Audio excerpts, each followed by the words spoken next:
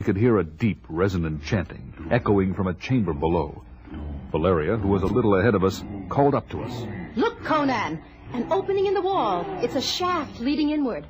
I'll follow it and see where it goes. You two find out what's down below. Subutai and I continued down, and finally our feet touched the slimy bottom, littered with rotting corpses. Through a narrow passageway, we followed a shaft of light that led us to a huge chamber. Above us, on the level where Valeria had remained, we could hear the voice of Yarrow, high priest of Set, second in command of this cult of evil, leading the deep, rhythmic chant of the acolytes. Look, Cimmerian, up there. A young girl at the very edge. Aye, as though in a trance. If she should fall... No, she will not fall. She will jump, a willing sacrifice to the god of this foul place. I have heard of this evil practice, but never dreamt I would... Subutai, look, down here in the center of the chamber. By Mitra, what magic is this? There in the half-shadow of the great chamber we saw it. A strange altar lighting up as though at a signal, in the glow of eldritch fires and wreathed in mist. And at its center, bedazzling as the light of 100 suns, the treasure we sought, the Eye of the Serpent. Glory to Mitra! Our search is ended. Aye, but by Crom, our troubles are just beginning. Look there. Coiled around the altar, and the wondrous gem at its center, lay a slumbering serpent, vaster by far than the denizen of any nightmare, its unctuous coils twice encircling the great altar. That serpent, evil and foul enough to be the great god Set himself. Now what do we do? Here, hold my sword. I'll see if I can't manage to purloin that little bubble without disturbing the sleep of that slimy monster watching over it. Holding a dagger between my teeth, I moved forward toward the altar, silent as a jungle cat. Leaning with one hand on the altar's edge, I reached out slowly with the other, until finally the glittering prize was within my grasp. It's ours, Subutai. Now we can... Wait! By Crom! There on the altar, the symbol and the banners of the destroyers of my village, the symbol of the two snakes. Think I'll borrow this little trinket and put it in my... Cimmerian, behind you! The warning came none too soon. The slumbering guardian of the altar was asleep no more. Fangs dripping with venom, the monstrous reptile wrapping one coil around my waist reared his ugly head high above me.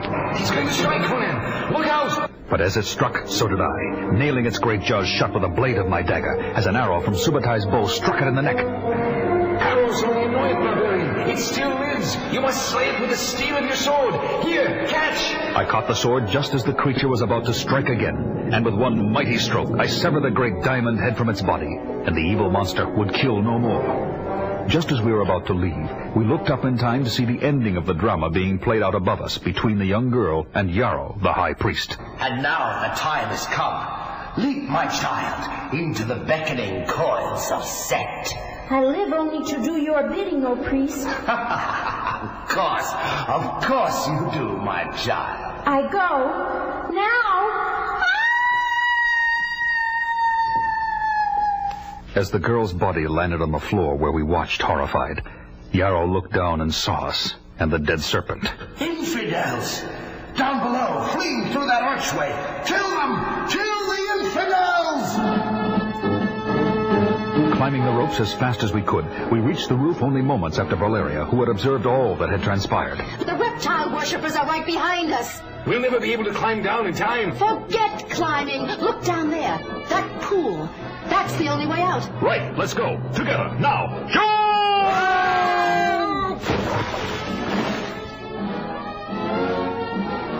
We surfaced exulting in the success of our daring exploit. Later in the city, we celebrated in a boisterous tavern, frequented by all manner of men, sailors, merchants, smugglers, pirates, and ordinary townsfolk. And what will you buy, Subutai, with your share of our newfound wealth? A fine new cloak, as befits a man of my position. A cloak? At a time like this, you think of nothing but a cloak? And girls, Cimmerian, sleek, beautiful girls. And you, my friend, will you also buy girls? Nay, Hyrcanian, why should a man buy that which he already has? Buy my sword, Subutai. He shall buy no other while I live. Aye, and why should a man buy anything at all if he is as skilled in thievery as you three scoundrels? We looked around to find ourselves surrounded by soldiers of the king, and we were taken directly to the palace. These are the thieves of the tower, sire. What daring, what insolence, what incredible arrogance you three have displayed. Yet from the bottom of my heart, I, King Osric of Samora, salute you for daring to defy the most foul of all that is evil, Thulsa Doom. Forgive me, sire, but did you say doom? Aye, Thulsa Doom. Even my own daughter has fallen under that devil's spell. Thulsa Doom. At last a name to go with the hated face of the leader of the horde that had slain my parents. A memory burned into my brain as though by a hot iron. Even as we speak, my daughter is on her way east to Thulsa Doom and his cursed mountain of power, where he intends to make her his. And that is why I summoned you here. I want you three to bring my daughter back to me. But, sire... You will be richly rewarded. Slave, pour out the rubies from the jar. Beautiful. Exquisite. Aye, take all you can carry. There are enough for each of you to become master of your own kingdom. Only swear to me that you will bring my daughter back. Well, Conan, what say you? Sire, your daughter will be returned to you.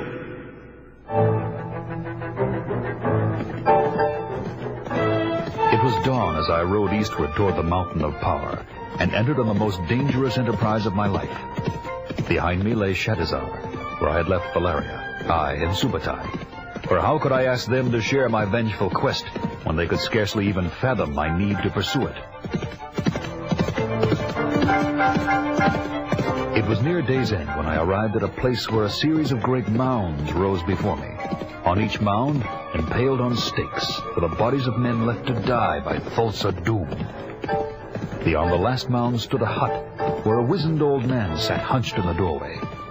I pulled up my horse and dismounted. Are you caretaker of this strange place, old one? Great kings are buried in these mounds, warrior. And I sing to them of battles and heroes, women and riches. Here no one bothers me, not even the master. The master? Thulsa Doom, master of the mountain of power. What do you know of him and his mountain? Only evil dwells there, and the greatest evil of all is Thulsa Doom. Clearly the Ancient One was no friend of Doom.